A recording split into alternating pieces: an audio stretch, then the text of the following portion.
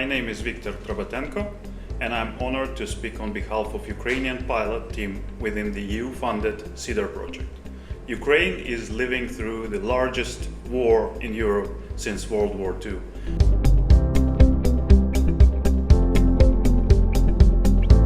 Our team is committed to earning trust of donors who support Ukraine.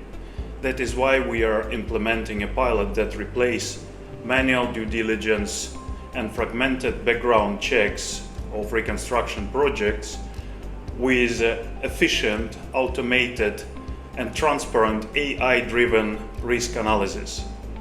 Our goal is not to replace human factor, but to support meaningful public spending oversight and informed decision making.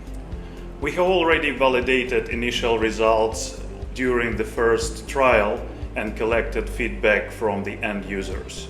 The system collects, enriches, cleans, and analyzes the open data from different sources.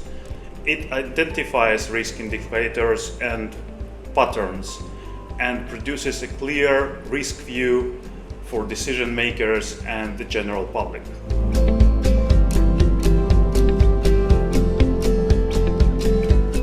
Today, our country is both a battlefield and a unique test ground. Test ground not only for weapons, but also for the resilience and transparency mechanisms working under the most stressful environment and conditions. This is exactly where our pilot fits in. It is designed to test how CEDAR technologies can promote, test, and implement transparency in the use of foreign aid and public funds. Ukraine is known for its digitalization and availability of open data, but at the same time, it is often perceived as a country with high corruption risks. A perception that is frequently used and frequently cited as a reason to delay or cancel aid to Ukraine. Combined, this makes our country a particularly relevant environment to test new proactive transparency tools in order to help us.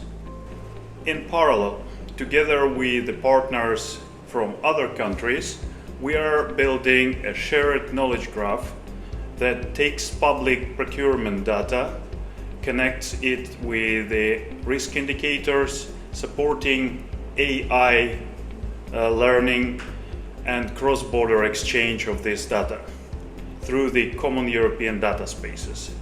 Our next steps will focus on developing these technologies further, scaling the approach, and strengthening the trans-border cooperation through the common European data spaces. I strongly believe that this will help to ensure better transparency of foreign funding spending in Ukraine, and also will help us to create technologies which may be transferred to other countries and successfully used there to tackle corruption and prevent overspending of public money.